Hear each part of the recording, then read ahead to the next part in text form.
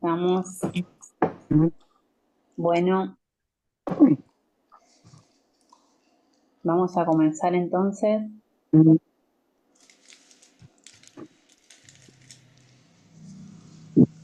No hablamos durante la película, ¿no? Ustedes me dicen si se escucha todo.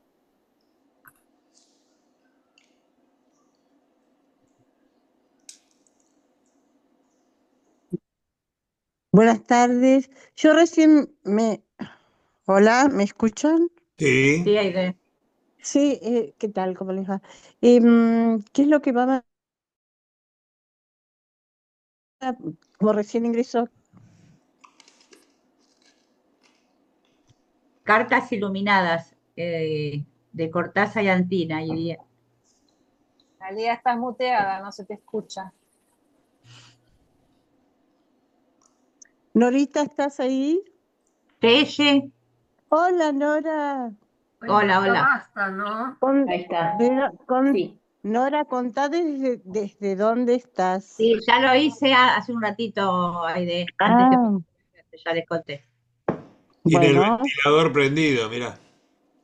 les cuento, Por las dudas que chicos. se corte la buscaré después si es que se corta, porque no hay mucha señal por momentos. Bueno, sí, Les, cu- sí. les cuento Después, que en Bahía Blanca estamos... después se las paso, No, ¿sí? no. Silencien los micrófonos, por favor. Después se las paso. Silenciamos todos, así comenzamos. Bueno,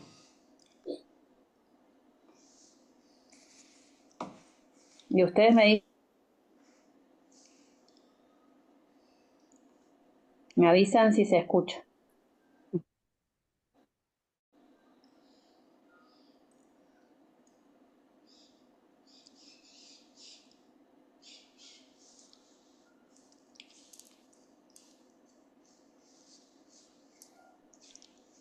hasta ¿Se ahora no hay escucha? sonido.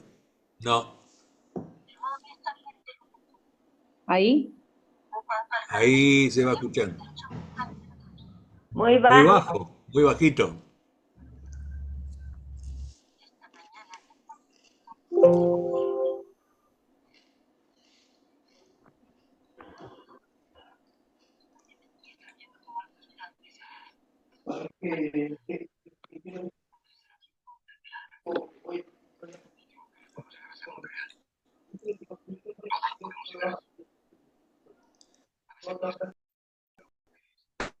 No se oye. No, muy bajo. No se escucha nada, ¿eh?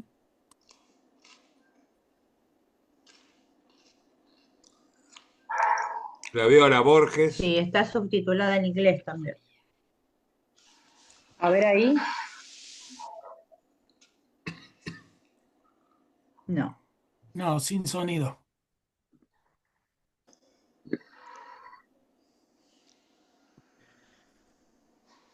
A ese no lo conozco. No. ¿No será una película muda? Capaz, quizás. O lo leemos en inglés. Please, for I might No. continues.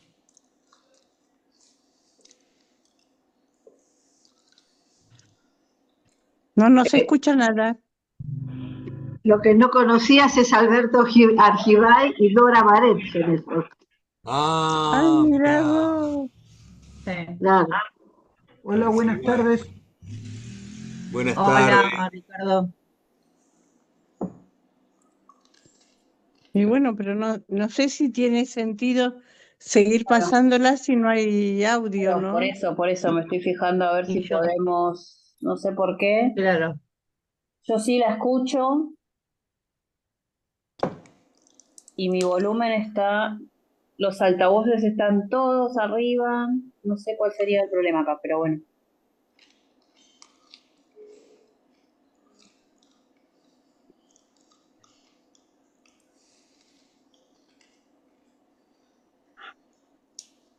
¿No se puede poner con los subtítulos en español? Ah, Eh, no, a ver si la puedo cambiar. Pruebo. Ah, no, yo Igual si lo, quedan desnivelados, por lo menos el pedacito que apareció no se veía entero, se veía como a veces la mitad del subtitulado.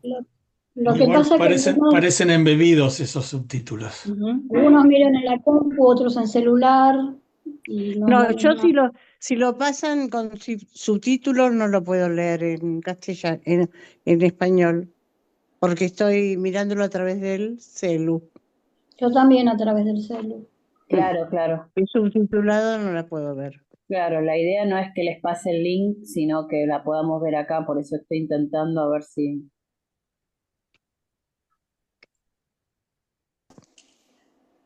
Probamos una vez más.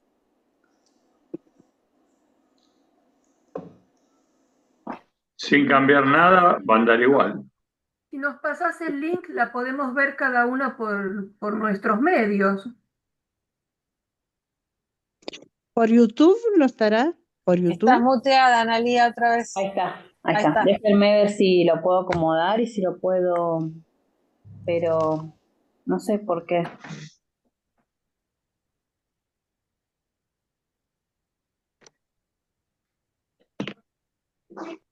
Probemos una vez más, a ver si podemos. Dale, dale. Dale. Probá. Quiero que aprovechemos este ratito que tenemos para...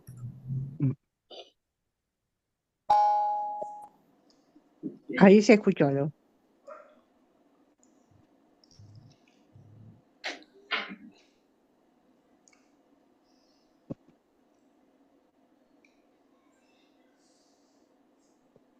No. Ahí aparece la palabra Zoom. A ver. Compartir.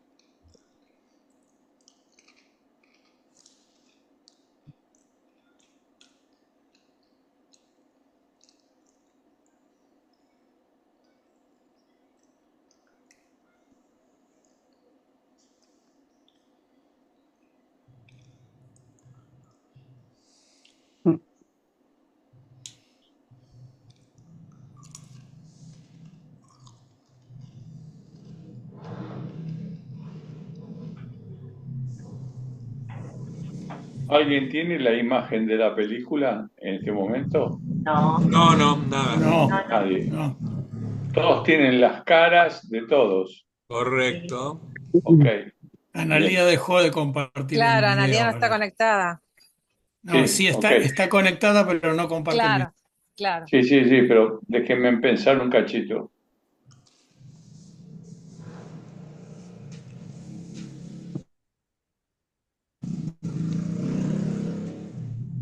¿No estará en YouTube? No, por ahora, yo estoy mirando, pero no, decía también Cinear, pero hay que ver, como Cinear quedó un poco, No. y quedó, No está. ¿No? No está en YouTube.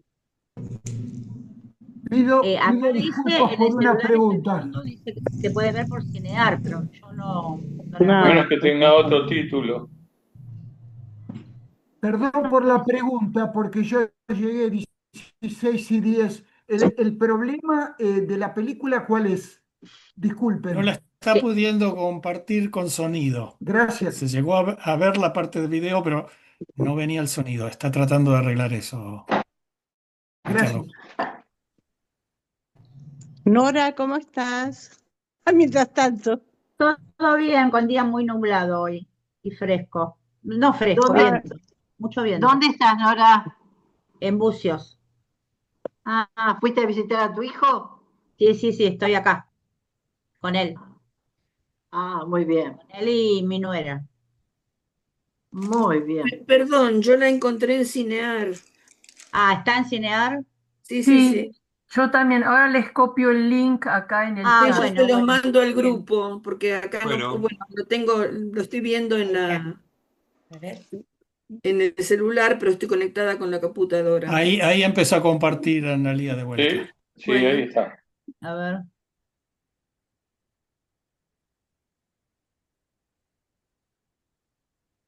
Quedó frisado.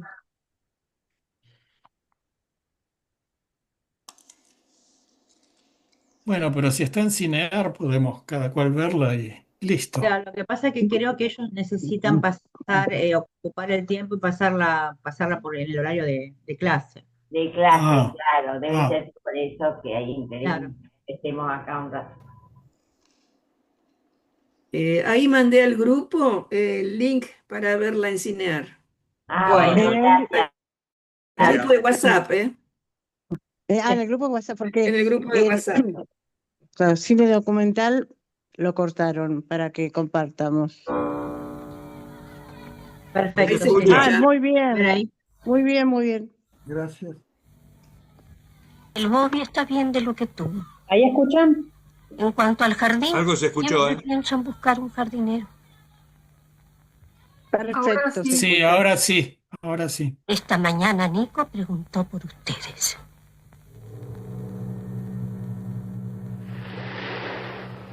Yo también te podría estar viendo como algo distante, ¿sabes? Algo irreal. A vos eso no te importa, claro. Si vos querés, puedo llegar a ser muy real. Los dos podemos llegar a serlo. A veces pienso que lo querés, pero cada vez que trato de abrazarte, ¿Qué pasaría?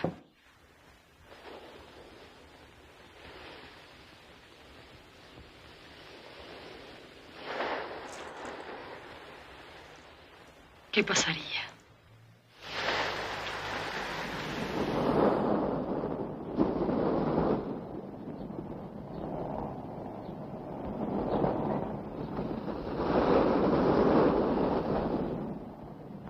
¡Mario!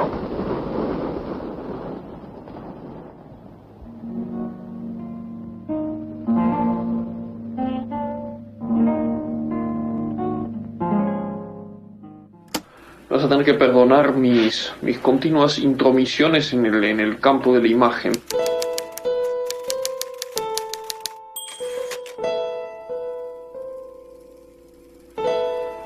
Casi siempre trato de que coincida exactamente con lo que vos has hecho, pero otras veces tengo yo que inventar, por lo menos provisionalmente, una situación o una imagen, ¿no?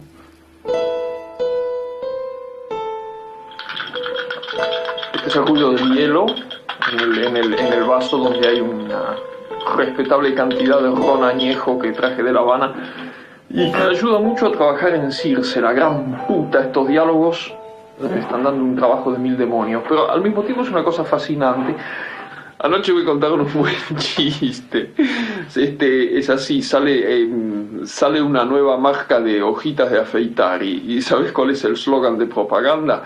Dice, no hace falta ni agua ni jabón, con las lágrimas basta.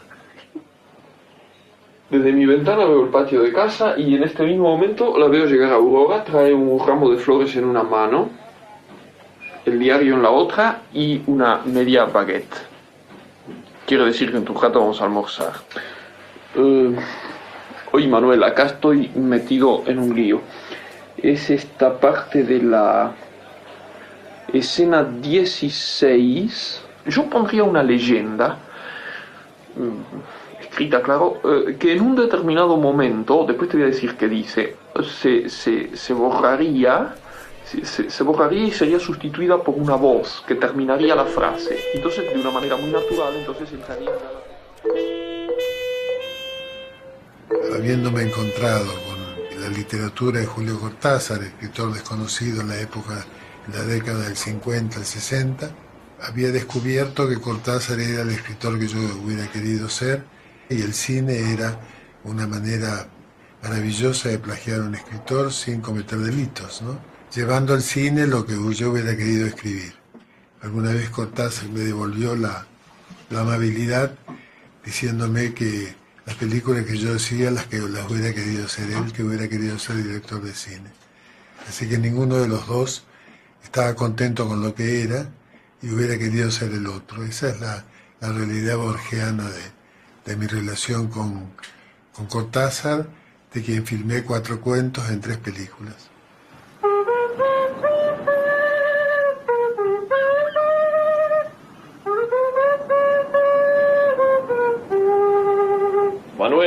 Manuel. Mira, todo lo que te voy a decir desde ahora hasta el final de esta charla con vos es un poco retrospectivo. Han pasado una punta de días y esta mañana me llegó tu carta, que he empezado por contestar y te la mandé ya esta tarde por expreso, es decir que el día que oigas mi voz aquí ya estarás enterado de todos estos detalles. Las cartas de una historia, porque era el correo, además todo escrito a mano, alguna carta escrita a máquina, ¿no es cierto? Y él las mandaba vía aérea, tardaban, no sé, cuando llegaban tardaban 15 días, a veces cruzaba la conversación porque él hablaba de una carta que todavía no habíamos recibido, toda esa historia del correo, seguramente de acá, más que el de allá, supongo. Viena, 6 de octubre de 1965. Mis queridos Ponchi, María Marta y Manuel. Me parece muy bien que mi sobrino haya ingresado en el mundo varios días antes de lo esperado, porque prueba un carácter enérgico y determinado. Lo profetizo. Cuando en el futuro sus condiscípulos resuelvan laboriosamente ecuaciones de segundo grado, María Marta estará trepada en un sauce estudiando un nido de horneros. Será amiga del viento, del pelo suelto, de los perros abandonados, de los libros sin tapas, de los chicos difíciles. Con todo eso y un poco de suerte será feliz. Yo, su tío, la toco con esta varita mágica y se lo anuncio. Mi nombre es Ponchi Morpurgo, soy escenógrafa, soy la mujer de Manuel. Él a veces dice que se casó conmigo para ahorrar los gastos de producción. Porque además yo me casé con una escenógrafa cuyo padre era músico. Entonces yo tenía prácticamente gran parte del costo salvado con el matrimonio. Se me ha ocurrido una cosa, Manuel, y es que yo voy a tener el grabador más o menos a tiro y en los intervalos del trabajo o incluso durante el trabajo te voy a ir diciendo cosas. Primero de todo, y me parece bastante importante esto, bastante fundamental, si vos lees los diálogos con los ojos solamente, es decir, sin hacer funcionar la garganta, aunque sea mentalmente. Esta fue la única fonocarta que me escribió, porque además tenía por objeto que yo conociera las ideas que se le habían ido ocurriendo a él mientras escribía los diálogos de Circe. Él se fue de la Argentina en los años 50, no por razones políticas precisamente, pero sí por ideas políticas contrarias a lo que había. No es que fue perseguido ni nada. Se supone que él no pudo volver, porque sí, en ese momento era muy difícil volver. Él decía en una carta que no le tenía miedo a las balas, sino a la velocidad con que vienen. Él tenía esa manera un poco porteña de aludir a las cosas importantes y a las cosas no importantes, ¿no? Él era un gran observador y a mí me daba mucha gracia la idea de que él, en fin, hiciera toda esa mise en scène, esa puesta en escena sobre los comentarios que él hacía sobre la futura película.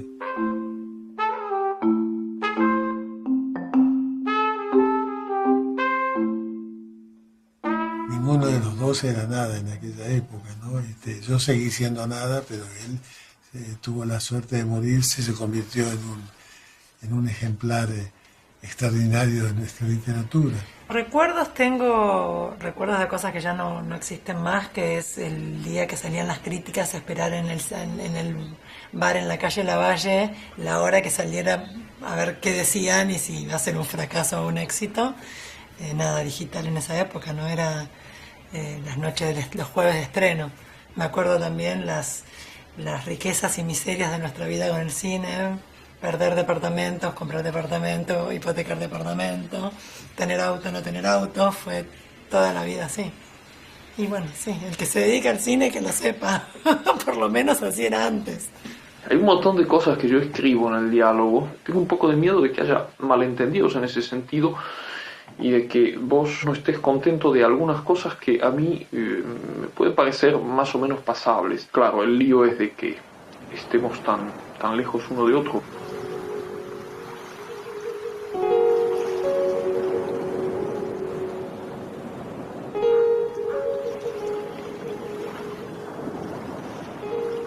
Siempre decía que iban a venir los productores de Hollywood a filmarle una película. Entonces, cuando recibieron un llamado de Buenos Aires, dijeron, esta es lo primero que vamos a hacer. De que él tenía un gran entusiasmo. Después de un intercambio de cartas muy respetuosas, en la que yo le pedía que me otorguen los derechos para poder hacer la película, basada en el cuento Cartas de Mamá, del libro Bestiario.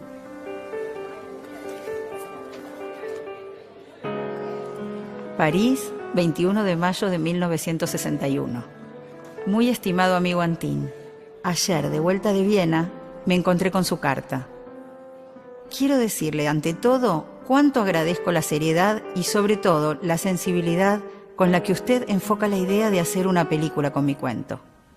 Eligió ese cuento, desde luego que no le parecía un título adecuado para una película, porque Cartas de Mamá suena a una comedia liviana, ¿no es cierto?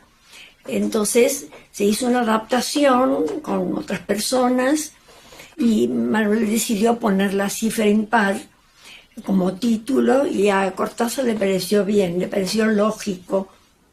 La mitad de la película transcurría en París, de manera que era el lugar donde vivía él, por otra parte.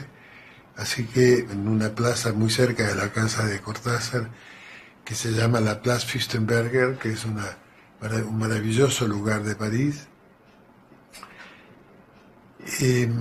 Yo estaba en el suelo, haciendo cámara baja, mirando cómo se acercaba María Rosa Gallo entre las galerías de cuadros que hay en esa cortada, ¿no? Y de pronto se apoyaron dos pies al lado mío, yo levanté la cabeza, Cortázar era muy alto, pero desde el lugar en que yo lo miraba era gigantesco, ¿no?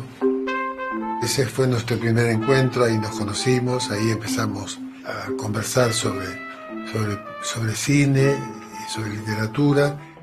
Laura les da mucha importancia a las cartas de mamá. Las lee, las relee, siempre a la espera de esto, de esta equivocación, de este Nico por Víctor que acaba de escribir mamá. Y ahora que la equivocación ya se produjo, no le puedo mostrar a Laura la carta de mamá. Sencillamente no puedo.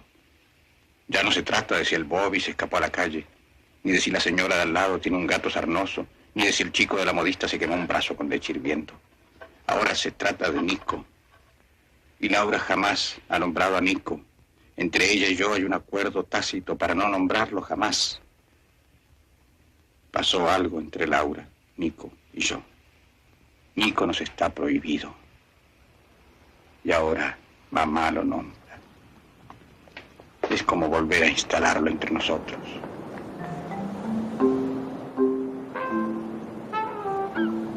No soy más vanidoso que cualquier otro escritor, pero es natural que las masacres a las que suele asistirse en las pantallas de cine me inspiren recelo y desconfianza. Todo eso cede ahora terreno a una gran tranquilidad. Me siento en buenas manos. Fuimos a París con un equipo chico. Fue el iluminador que hacía cámara, fue el jefe de producción, el productor, que era el socio de Manuel en ese momento, él y yo.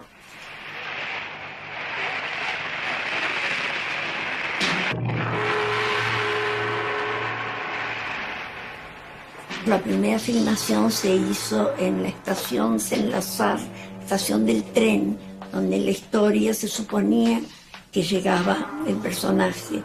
Entonces allí en esa estación vino Julio con Aurora a ver la filmación. Y ahí nos conocimos y bueno, la relación se hizo cálida y fuimos a la casa a comer, ella me acompañó a muchos lados, hicimos una relación cálida y con mucha onda, digamos. Él tenía un gran sentido del humor, era divertido, además él era altísimo, y Aurora era muy bajita, pero de bajita, y ellos tenían el piso de arriba, la casa era como una propiedad vertical, o sea que tenía una entrada, una escalera que iba a una planta y otra que iba arriba, y la parte de arriba, el techo era así, ahí estaba el comedor. Entonces nos reíamos porque él iba por la parte alta y ella caminaba por la parte baja, ¿no es cierto?, del techo. La semana pasada llegó otra carta de mamá. No te la mostré, la rompí, la tiré. Quería sacar eso de entre nosotros. ¿Qué decía? Esta mañana Nico preguntó por ustedes. Ya ves, no hablábamos de él, pero estaba. ¿Qué hicimos vos y yo para que siguiese estando después de 2 años de muerto? Que teníamos con los actores y con el equipo un diálogo amistoso, ¿no? Recuerdo que uno de ellos me reprochó que yo los trataba muy bien, por ejemplo. Estaban acostumbrados más a los directores que les indicaban las cosas con mucha seguridad. No era mi caso porque yo siempre he sido muy inseguro, de manera que mi seguridad no tenía ningún sentido. Manuel fue para mí alguien tan importante y tan divertido. Ir a almorzar con Manuel o a comer con Manuel es una de las cosas más gratificantes que puede tener la vida, porque tiene un humor agudo, inteligente, vital, joven, porque él es como Picasso, ¿no?, que decía, cuando uno es joven lo es para toda la vida, ¿no?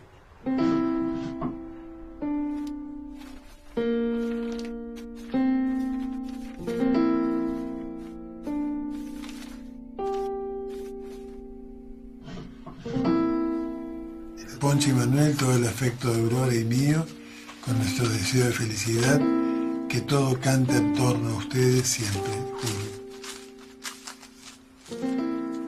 Cuando yo terminé La Cifra Impar, él vino a Buenos Aires a visitar a su madre. Vimos la película, la primera exhibición de la película fue en un laboratorio que se llamaba Alex, en Núñez, en la calle Dragones. Estábamos solos en la sala 7 del laboratorio. Hay una escena en la película en la que el hijo mayor, enamorado de la novia del hermano menor, mira cómo su madre sube la escalera y de pronto le dice: mamá. Mamá, Laura es como vos. Laura es vos.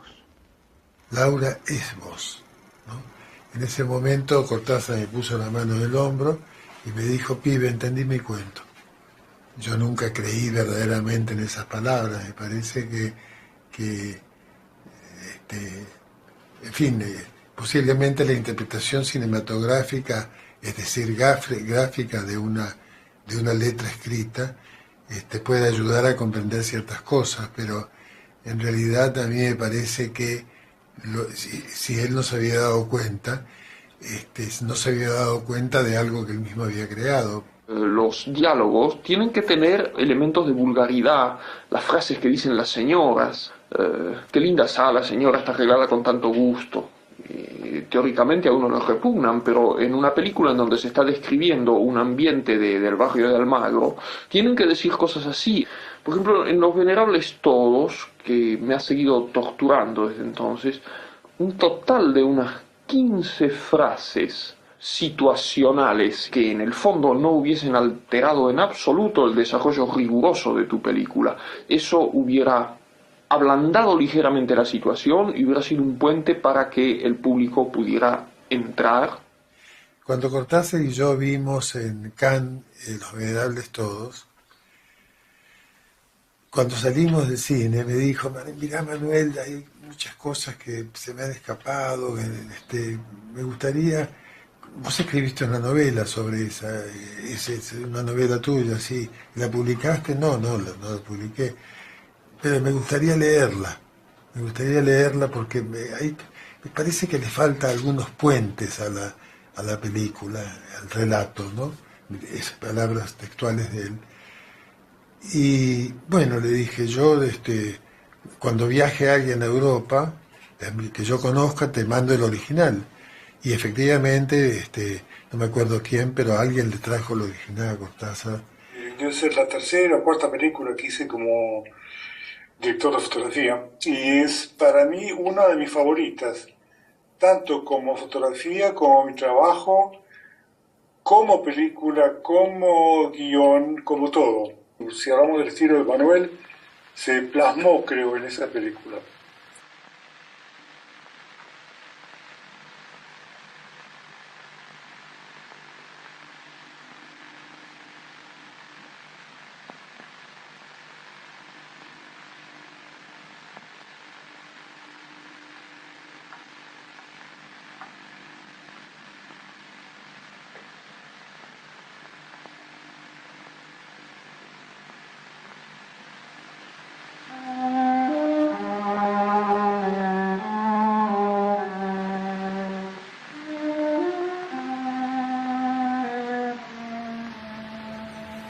Sí, ahora me acuerdo, es uno de estas, Okawa ahí. Es una película que hice hace 53 años. Sí, salía ella y él y después la esperan en la escalera, ¿no es cierto? Creo que la esperan en la escalera y se duerme ahí. Dora. ¿Qué ha pasado? Vení ya. Contame qué pasó. Subí ya. Están mojados. Están muy mojados. Que es una película muy fechada, años 60, y muy fechada Nouvelle Vague francesa. Muy Nouvelle Vague francesa. Pero te voy a decir lo siguiente. Cualquier autor, no sé, Marguerite Duras o Rob Grillet, o esa gente que escribía para cine en esa época, hubiera padecido de envidia atroz de haber visto esta película y ver cómo estaba hecha. Porque el guión, la historia, los diálogos, todo, es un poquito amanerada. Un poquito. Pasó el tiempo, pasaron meses sin que él me contestara nada sobre los puentes y las historias a las que él se había referido, hasta que un día me escribió, me confesó que había perdido la novela. Él era traductor de la UNESCO. En Viena, al irse del hotel se había olvidado la novela en el hotel y se perdió mi novela, el original de la novela, el único ejemplar que existía. Años después, con un amigo común, a la inversa, él me mandó los originales de Rayuela para que yo se los llevara a Paco Porrúa, que era el editor de Sudamericana. Cuando yo recibí la novela y la leí, lo primero que hice fue decirle, Julio, yo debería cobrarme la novela que me perdiste y llevar esto a Sudamericana como mía. Hubiera sido justo, pero soy el primer lector de Rayuela. Rayuela es para mí el Quijote de la literatura argentina. Me resulta muy extraño hacer diálogos para cine. Por momentos es un poco como si estuviera manejando un auto con los ojos vendados. Me faltan mis propias descripciones, mi propia manera de situar la cosa.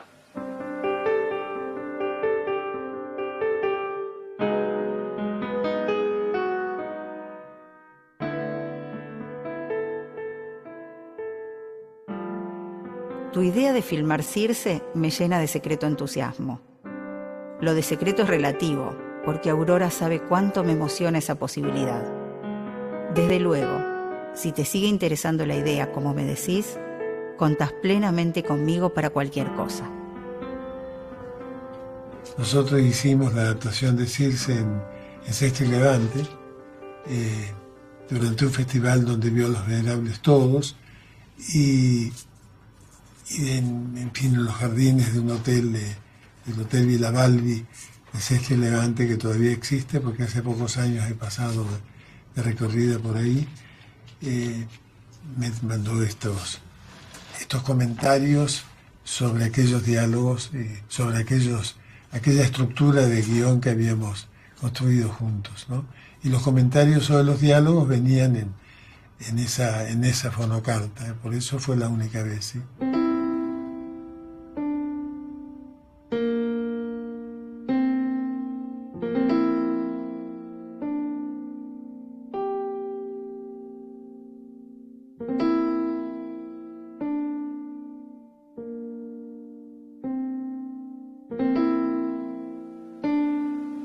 Yo no puedo avanzar en un diálogo sin imaginar situaciones, movimientos, desplazamientos. Si no, el diálogo funciona completamente en el vacío y vos mismo no podrías quizá guiarte bien. Por ejemplo, mira, Mario y Delia, que han estado hablando, ella de golpe le pregunta para cambiar de tema. ¿Te parece que mañana hará buen tiempo? Entonces él le dice exasperado. ¿Por qué cambias de tema? Entonces ella lo acaricia así en la mejilla, le dice... Estaba pensando en el paseo en yacht.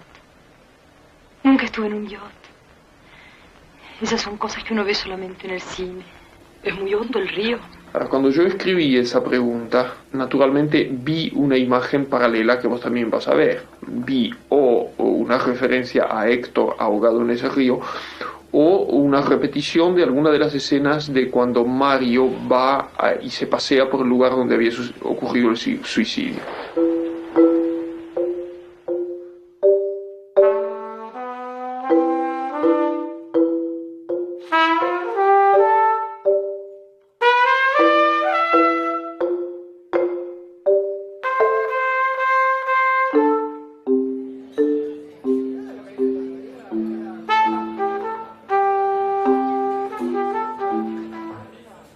Tú serás rey, lo dice Macbeth.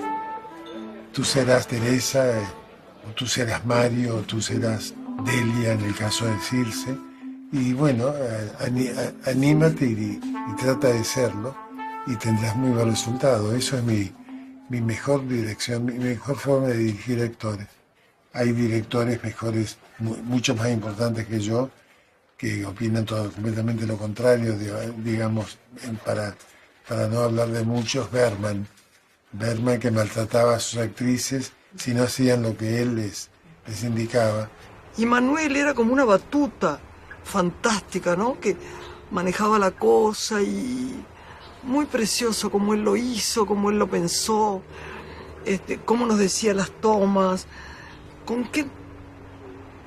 Yo tuve con Manuel una cosa que había tenido al principio cuando era muy chica, a los 15, 16 años, con Torre Nilsson, ¿no? Que son esas cámaras que las coloca ahí donde está el corazón, como Fabio, ¿no? Claro. Y que después son referentes así. Y que después te dicen, mirá, yo voy a tener la cámara acá, vos llegá, hacé tal cosa, sentiste libre, sentí lo que te está pasando. Son maneras de enseñar cine poderosas, ¿no? Y Manuel las tuvo. La relación autor-director, el cine tiene esa propiedad un poco invasiva y al mismo tiempo autoritaria, que el director es como el rey, es el que hace lo que quiere.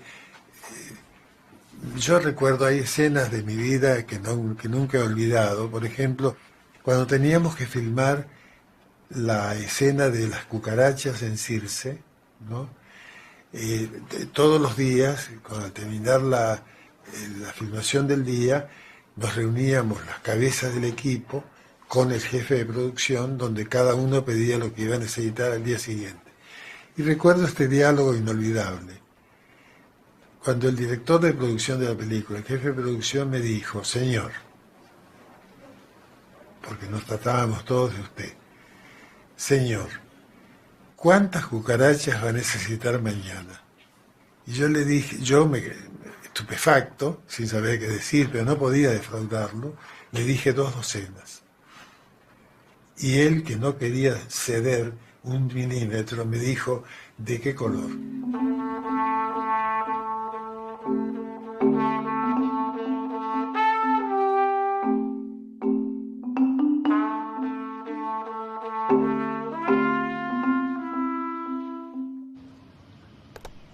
personaje de Delia tiene que darse un contraste continuo. Uno tiene que sospechar cosas muy terribles y al mismo tiempo en ella tiene que haber algo que la redima un poco, y eso no creo que baste solamente el hecho de que sea una actriz bonita o que tenga una voz agradable, ¿no? ¡Qué divinura! Tiene que haber el lado diabólico, pero a la vez tiene que haber la mujer que, en fin, el espectador podría quizá tener la oscura impresión de que esa mujer diabólica encierra en sí una especie de protesta contra su propia condición. Hay que evitar todo maniqueísmo con Delia. Si la mostramos excesivamente negra, al espectador no le va a interesar. A nadie le interesa una película en la que una persona es culpable de entrada, aunque no se sepa de qué es culpable. Yo le voy a agradecer toda la vida a Manuel Antín que me haya acercado a él. Los elogios más grandes que me han hecho en el mundo, uno fue él, que hablaba de cosas mías.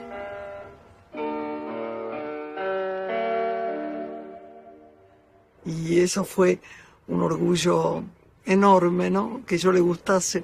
Se enamoraba de las actrices como yo me enamoraba de los personajes, ¿no? Yo estoy vivo. No soy Héctor ni Rolo. ¿No? ¿Qué sos? Mario. Eso es quién sos. Yo te he preguntado qué sos. Delia, si dejaras de hablar con ese tono. Alberto Argibay, que es el que más trabajaba conmigo, era tan especial, era una persona tan linda, era fácil enamorarse de él porque uno tiene que enamorarse un poco de los actores con los que trabaja. También en el sentido de la sensualidad, pero no estamos hablando de sexo, estamos hablando de amorosidad, de corazón y ganas del abrazo y compartir cosas. Y él era muy tímido, muy amoroso, muy amoroso. Y se portó conmigo, era muy contenedor, era muy lindo, Alberto Argibay.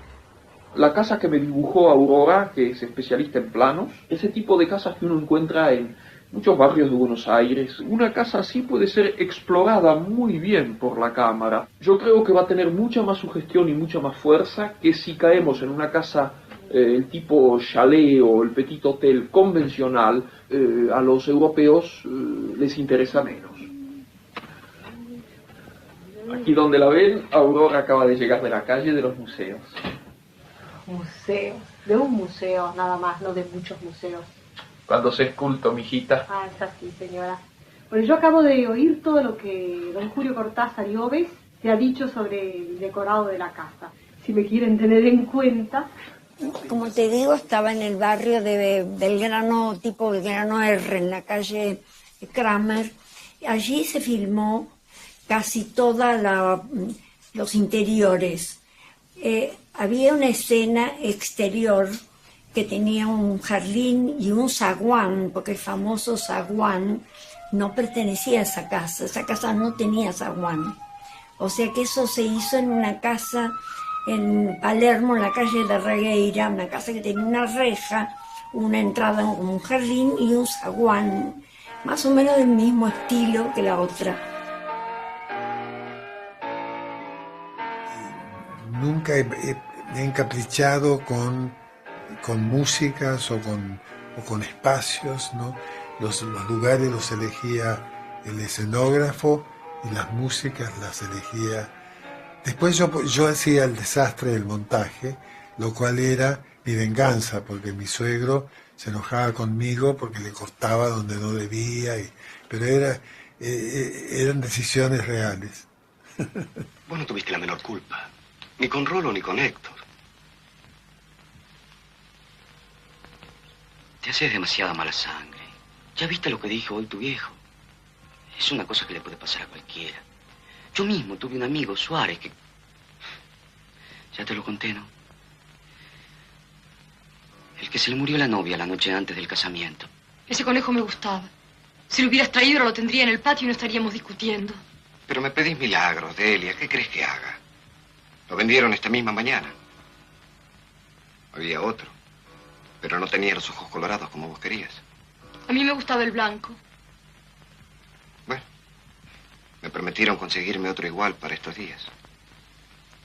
Vos sabés que yo te hago todos los gustos. Sea como sea, cada vez me siento más sola. Una película puede mejorar totalmente con la música. En Circe, la música la hizo mi padre, que era músico.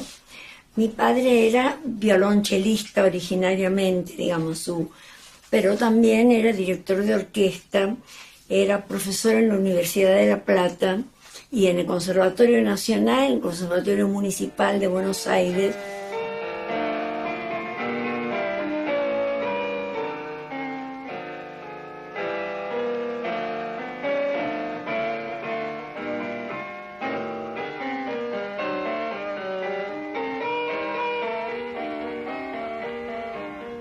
Mi suegro tenía instrumentos muy, muy viejos.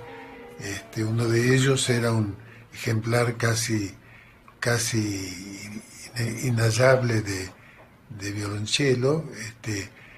Se llamaba Viola del Perdón porque el que había construido, el que había fabricado esa viola, tendría que haber sido fusilado o ahorcado en la Revolución Francesa, pero por haber creado ese instrumento fue perdonado. Por eso se llamaba Viola del Perdón. Yo creo que la presencia de Héctor y de Rolo tiene que asumir un carácter cada vez más obsesivo, más espectral en las secuencias finales. Que los tres, los dos muertos y el vivo, compongan una especie de danza horrible en la que los dos muertos van a tratar de prevenir a Mario, de salvarlo, mientras Delia lo va empujando al sacrificio. En aquella época en la que el cine tenía un modo tradicional de ser contado, ¿no? En aquella época la literatura es la que creaba el estilo de las películas, ¿no? Y mis películas, después yo me fui contagiando de mí mismo, porque después, a lo largo de todas mis películas, menos algún bodrio que no faltó, fui rescatando ese modo de contar que a mí me parecía, o que yo explicaba, como la forma como la mente humana recuerda todo, porque uno en la mente no mantiene la historia ordenada de su vida, ¿no? Y el espectador de cine ideal es aquel que puede armar el rompecabezas que le cuenta el director y el autor de la película. Veo que tenés muchas ganas de que hablemos de mis puntos de vista acerca de la relación literatura-cine. Es muy sencillo, vos venís a Berlín y hablamos hasta cansarnos. Me quedo en espera de tus noticias y cruzo cabalísticamente los dedos para que todo, incluso, claro está, el estreno de Circe en Buenos Aires, salga exactamente como querés, como vos querés. Muchos cariños de nosotros dos para Ponchi y un gran abrazo de Julia. El espejo es un modo de reflexionar sobre uno mismo, ¿no? El reflejo es una realidad distinta y ajena y al mismo tiempo equivalente a uno, y es una manera de dialogar uno solo. Me acuerdo que se acercaba al espejo, ¿no? Era como un beso, una cosa... Era una de las imágenes más sutiles, más sensuales y más lindas que he visto en el cine, de Manuel, además, y en el cine en general. No estoy hablando de mí, digo, la composición de cuadros, todo.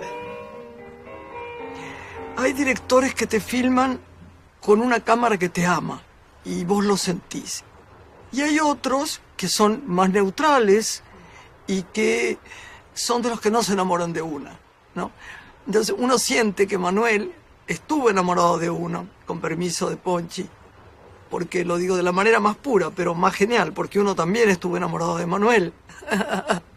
Fue censurada, la defendí, tardé un año en exprimer la película, tratando de hacerle ver al censor, en ese caso, que la sociedad estaba en su cabeza y no en la imagen. Era lo que él creía que la imagen reflejaba, y la imagen no reflejaba nada punible. ¿Qué le pasó al que quiso censurar esto? No lo sabremos nunca. Y la maravilla es la resistencia, porque el cine es resistir. la resistencia de Manuel, solidaria con su film, con sus creencias, ¿viste?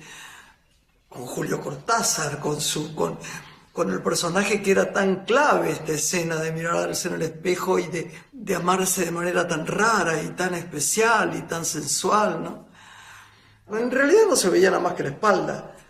Entonces quería ponerme protectores por todos lados, que me pusieran, me emparcharan el pecho y todo lo demás. Y el Manuel lo hizo simple, genial, limpio. No importa que sienta la cabeza o el corazón. El erotismo es eso, no es pornografía. Es eso que vos pones allí y que despierta un sentimiento especial. Siempre me ha sorprendido mucho la interpretación que los críticos hacían de las películas. En una conferencia de prensa un crítico interpretó la película de una manera que yo jamás me hubiera imaginado. Me dijo: usted lo que ha hecho es describir la Argentina. La Argentina es un país muy bello, que se autosatisface, que no le importa nada del mundo exterior. Es un poco Circe, el personaje de Circe, cuyos novios se iban desapareciendo paulatinamente, ¿no?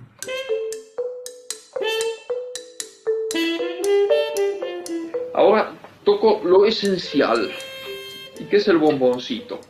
Mira, yo estuve pensando mucho el asunto, lo conversé con Aurora, lo discutí, qué sé yo. Yo creo que nosotros, sin quitarle ninguna fuerza, sin quitarle ningún horror a la película, podemos eliminar la visión del asqueroso bombón con la cucaracha. Se lo puede eliminar muy bien si hay 2 o 3 alusiones previas, como por ejemplo ese momento en que se enciende la luz en la cocina y se ve correr a las cucarachas. Las muchas alusiones que ha habido a lo largo de la película sobre la no santidad de esos bombones. Y finalmente el hecho de que en la escena final vos vas a ver cómo la imagino yo a Delia avanzando realmente como en una tragedia griega.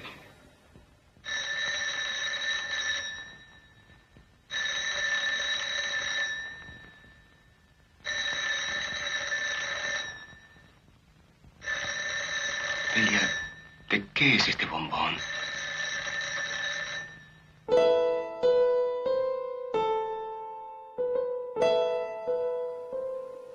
Llegué exactamente a la escena 31, a partir de ahí no pude seguir haciendo los diálogos sobre el guión hecho por vos. Yo no sé, había una cosa que no me funcionaba, ni psicológicamente ni históricamente, quiero decir, dentro del tiempo de la narración. Dejé de ver, ¿comprendés? De golpe me quedé completamente ciego, no me quedó otra solución que empezar a imaginar. Mi querido Manuel, desde hace 2 días Berlín me parece una gran ciudad. Berlín es mucho más hermosa que Samarcanda, que Bagdad, que París, y Dios sabe lo que me cuesta admitir esto.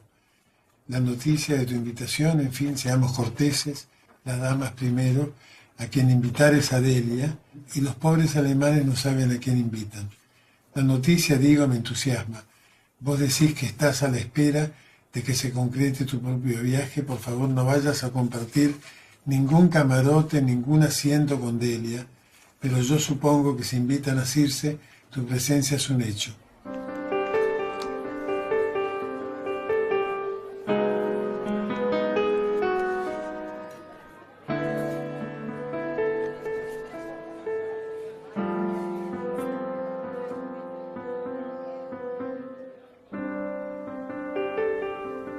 Yo estaba haciendo una obra de teatro con María Rosa Gallo, Tito Alonso, y el libro era de Dragún.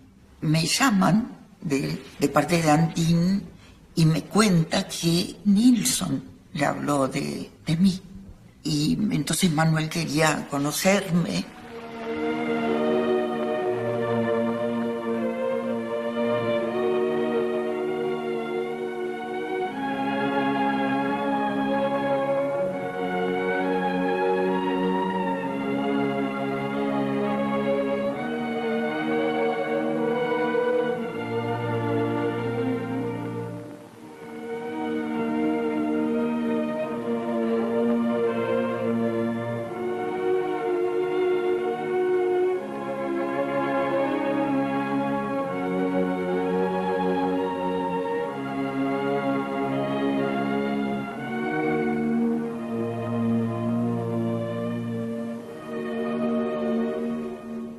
mi primer personaje protagónico, tan especial, ¿no? Con un libro de Cortázar, dirigido por Manuel Antín. En ese momento Paco Rabanne era una figura mundial muy importante. 19 de agosto de 1964. Querido Manuel, primero, el guión es magnífico. Yo creo que de ahí va a salir una gran película, pero sigo creyendo que es tu obra más comprometida, más peligrosamente resbaladiza. Un error y nos vamos al agua. ¿Clavás la flecha en medio del blanco o perdés todo? La intimidad de los parques fue un accidente porque filmamos en lugares muy diferentes, de una manera bastante paupérrima. No veíamos a diario el material como debe hacerse, como en otras oportunidades hice, pero como viajábamos mucho y andábamos por Machu Picchu y el Perú y Lima y en todos esos lugares no había laboratorios, de manera que... Aquí hay otro problema. Machu Picchu. En tu penúltima carta, vos no ves demasiado absurdo que en plena ruina incaica, o preincaica, o lo que sea, alguien encuentre un ídolo semejante a los que la arqueología ha encontrado en las islas griegas. Además, un viaje complejo, porque en esa época íbamos de Lima al Cusco, en una avioneta que pasaba al lado de las montañas, como creía que las alas la iban a tocar. Y llegamos a Cusco con como 4.000 metros de altura. Cuando bajas del avión estaba... Y de ahí un trencito que tenía como una cremallera. Subía, digamos, y después, digamos, para doblar, bajaba, volvía a subir. Bueno, terrible. Y después te dejaba en la estación, que no me acuerdo cómo se llamaba, y de ahí una camioneta que subía hasta arriba, iba como a 100 kilómetros por hora, íbamos todos con el corazón en la boca. El avión, el trencito, y después la emoción de subir a ese lugar, sí, muy, muy... Cusco, que es una ciudad maravillosa, la historia de todo ese lugar, sumado a nuestra historia, era muy, muy, muy conmovedor. Yo creo que ese primer bosquejo no anda para nada. Anoche se lo hice leer a Aurora y fue todavía más rotunda que yo. Has eliminado toda motivación sobrenatural del drama y lo has situado en un terreno erótico-psicológico.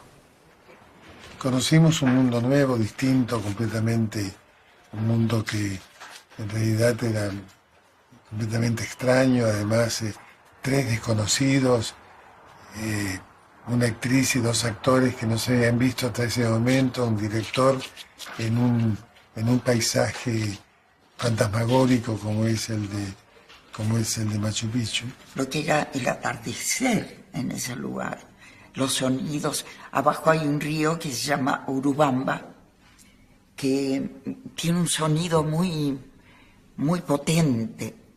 Y ver las piedras, las nubes, al amanecer cuando las nubes iban subiendo y perdiéndose. Manuel es un gran poeta. Sus películas son poesía filmada y ahí, viendo sus películas, se ve que la esencia del poeta de Manuel y su personalidad tiene que ver con eso. Su sentido del humor tiene que ver con eso, su tono de voz. No entiendo cómo puede gustarte hablar con esas momias. Son casi de la familia, ¿no, Héctor? ¡Qué gente!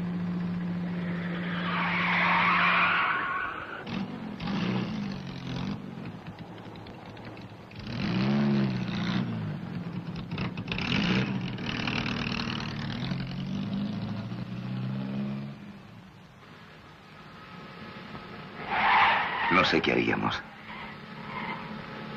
No te entiendo. Sí, ¿qué haríamos si no estuvieran esas momias? más que congelar, eran como pequeños golpes de la memoria que se van sucediendo, ¿no? Uno va paralizando el tiempo en cada momento, ¿no? Esos son los recuerdos.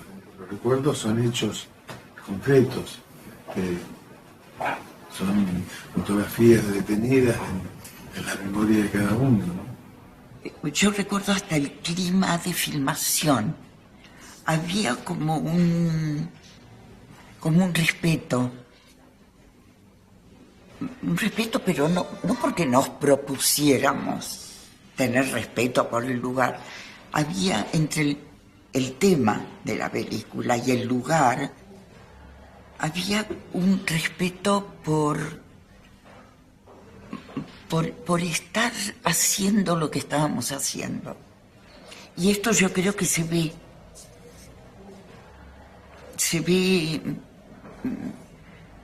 por momentos parecen ceremonias, ¿no? Su memoria retenía sin esfuerzo los nombres y las imágenes de los protagonistas. La ilusión novelesca lo ganó casi enseguida. Gozaba del placer casi perverso de irse desgajando párrafo a párrafo de lo que le rodeaba y sentir a la vez que su cabeza descansaba en el terciopelo del alto respaldo, que los cigarrillos seguían al alcance de su mano, que más allá de los ventanales danzaba el aire del atardecer bajo los robles. Palabra a palabra, fue testigo del último encuentro en la playa. Recuerdo la voz de Paco, todavía hoy, las palabras. Cada vez que en algún lugar yo escucho palabra a palabra, me viene el sonido. Paco, esa casa, la tengo acá, la casa. Y eso lo tengo resonando como si hubiera pasado la semana pasada. La piedra es el gran personaje. En el film aparece bajo sensorial de Teresa, o sea, mi personaje, acariciándose como si fuera un gato que va rozando las piedras.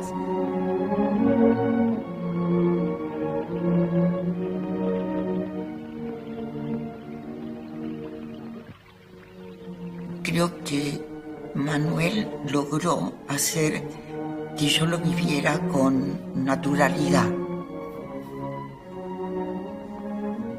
Él fue haciendo que yo creyera en que eso me estaba pasando a mí. Cortázar dice esto: las fotos nos gustaron mucho, pero realmente mucho. La chica es deliciosa. Esto me parece. Tiene una de esas caruchas sensibles que son siempre mis preferidas. Poca carne y mucho duende.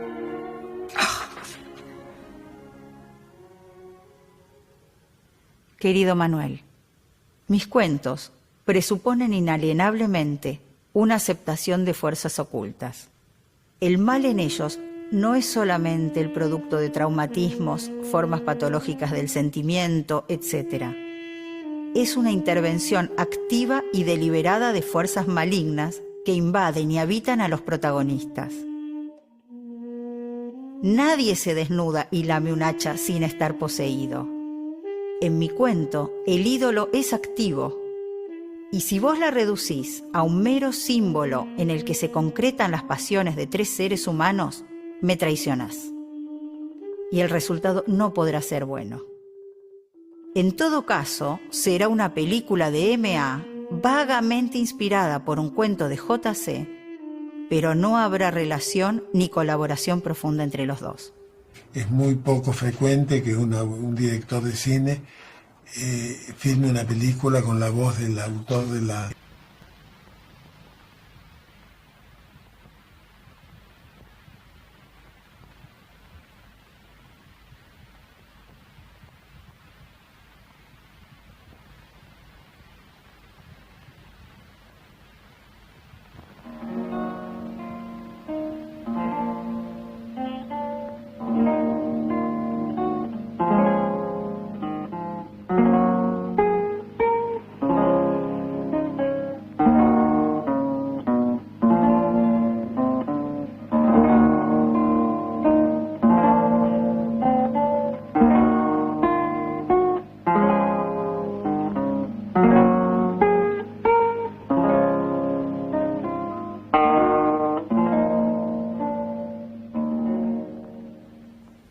Había un desnudo con Paco y sí fue muy incómodo, muy incómodo, porque yo no había hecho, después hice desnudos en otras, pero era la primera vez. Por temperamento y preferencias personales no te gustan las soluciones de orden fantástico o sobrenatural. Si es así, no filmes El ídolo. Porque el cuento solo tiene fuerza en la medida en que el ídolo desencadena el juego de fuerzas. Me parecería perfecto que desarrollaras la historia del triángulo tal como lo haces, siempre que el espectador comprendiera lo que no pueden comprender los personajes, que el ídolo los está usando. Los enloquece poco a poco para que los sirvan. Más enojado no podía estar. No le hice nada de caso.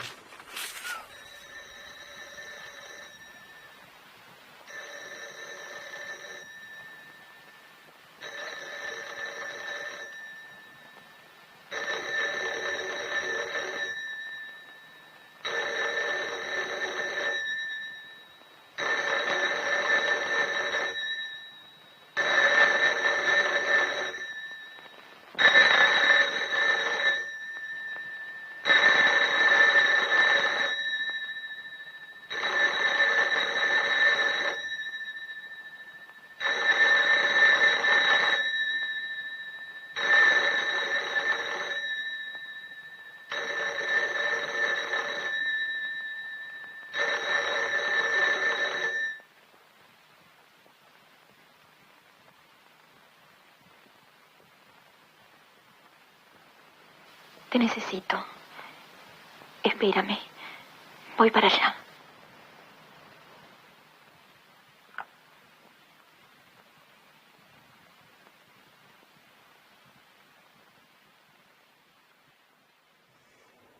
Los cambios de altura y de clima determinaron que gran parte del material se arruinara, ¿no? Le apareciera al celuloide Dupont blanco y negro de esa época, aparecieran unas manchas, ¿no? Blancas, que los técnicos llamaban estática, y determinó que la película, cuando llegué a Buenos Aires, me encontré con que tenía el 40% del material inutilizable, así que tuve que hacer la película con el resto, con lo que quedaba, ¿no? La película debe tener, no sé, en lo original debe tener 63, 64 minutos, porque yo tuve que agregar cosas, tuve que agregar situaciones, reiteraciones, en fin, para poder hacerla más extensa. Y eso que no estaba previsto en el guión, sin duda que afecta a la película, ¿no? Es un resultado, yo le había comentado, ¿no? Que se estudia, que usted abrió caminos, Claro. que después a partir de esa película muchos cineastas tuvieron como más libertad para pensar una cantidad de cosas, y algunas cuestiones se resolvieron porque había que llegar a los 60 minutos. Sí, sí. Hubiéramos estado en Hollywood, hubiéramos vuelto con todos los equipos, con todos los actores, y hubiéramos filmado y hecho tal vez una película peor. Es una película que yo siempre he mirado con los ojos cerrados, porque recuerdo, en cada escena recuerdo todo lo que le falta. En un puerto latinoamericano, en una sala de barrio, donde se estrenó en la época en que salió la película, año 65 creo que era, el cine fue incendiado por el público porque no entendían la película. Lo cual coloca la película en un sitio maravilloso, porque el estreno de Hernani de Víctor Hugo también provocó en Francia el incendio del teatro donde se estrenaba. De manera que algo de mérito debe tener la película para haber sido incendiada por los espectadores.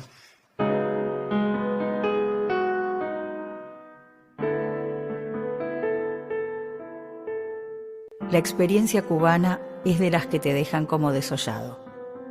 Y no creo que hoy esté en condiciones de hablarte de ella. Te digo solamente que valía la pena ir, y que si tuviera 20 años menos y no fuera tan pequeño burgués, me quedaría allá para ayudarlos. La muerte espera a Cuba de un día para otro, pero ese pueblo sabrá morir como no lo sabemos muchos de nosotros. Los cambios en la vida de Cortázar se produjeron a partir de su salida al matrimonio con Aurora. A partir de ese momento entró en un terreno ideológico, político, más que en un terreno literario.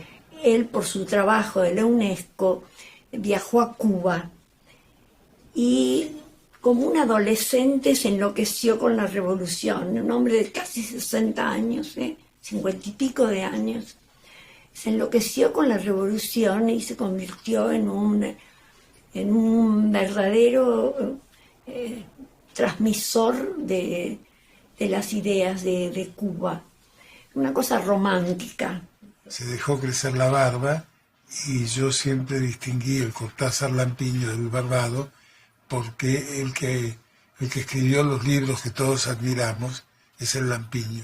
Él me escribió una última carta en la que me decía que, dado su trabajo político, era peligroso para mí que me escribiera. En ese momento la Argentina estaba gobernada por un gobierno militar y las cartas de Cortázar podían ser, según su opinión, un inconveniente para mí. Yo me hice cargo, creo que el 12 de octubre o el 30 de octubre de 1983, estando en el gobierno Alfonsín, el primer acto de que realicé yo en el instituto, con todo el apoyo de él y de todo el gabinete, fue eliminar definitivamente la censura, ¿no? Que además habíamos sufrido tanto, yo incluso, porque además algunas películas tardé 1 año o 2 en estrenarlas porque tenía escenas incompatibles con la moral, como por ejemplo el beso que Delia se da en el espejo en Circe.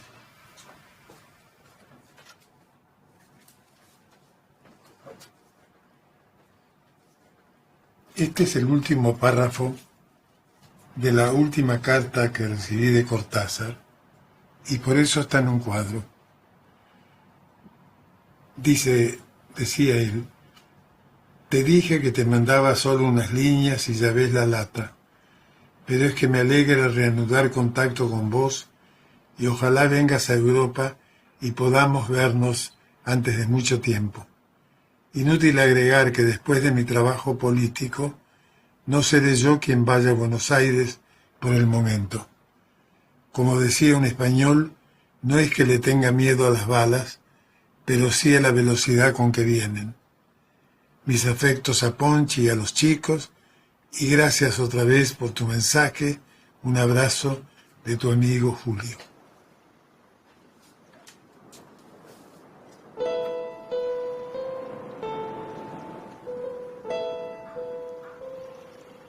Vendrá el día en que cambiaremos cartas más alegres. Lo creo y lo espero. Y te diría que incluso lo sé. De tu fuerza, obstinación y coraje tengo pruebas sobradas. No aflojes, hermano, como no pienso aflojar yo frente a más de 4 canalladas vernáculas. Para Ponchi y mis sobrinos, todo mi cariño de siempre. Para vos, un gran abrazo de quien te quiere mucho, Julio.